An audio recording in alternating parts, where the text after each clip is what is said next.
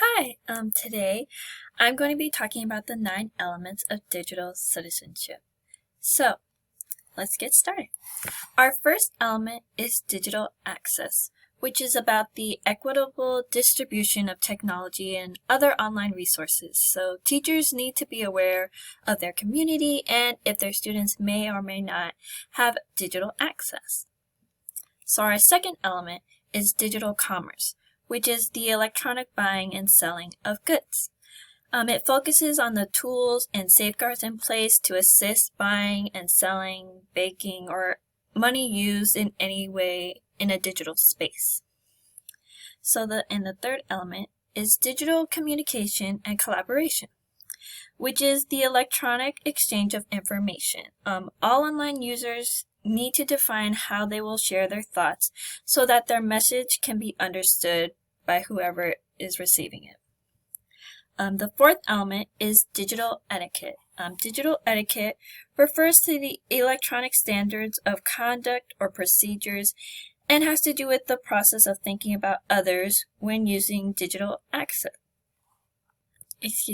digital devices, not digital access. It's important that students learn to be aware of others, especially online, and teachers can include digital etiquette as a part of the classroom rules or academic goals.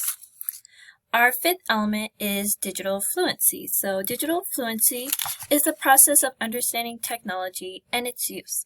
The better educated or digitally fluent your students are, the more likely they are to make good decisions online.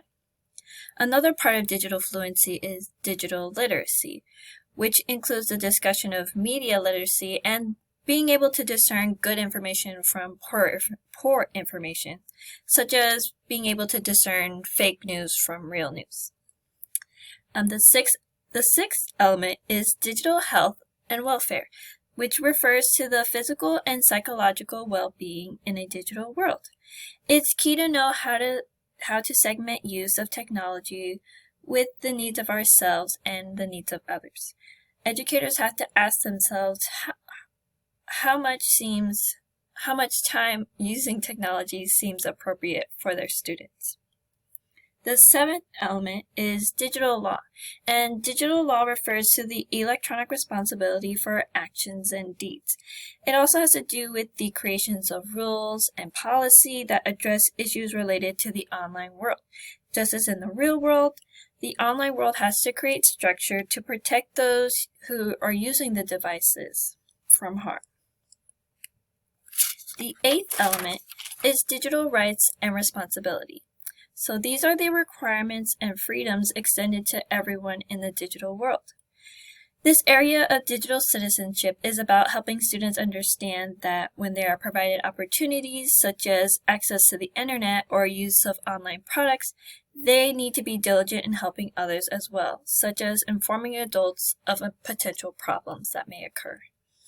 And finally, our ninth element is digital security and privacy, which is the electronic precautions to guarantee safety. So viruses, worms, and bots can be passed along from one system to another, just like an illness. So when using devices in school or at home, understanding and being aware of attacks and how to prevent them are important skills for today and in the future. So those are all 9 elements of digital citizenship. Hope you enjoyed this video.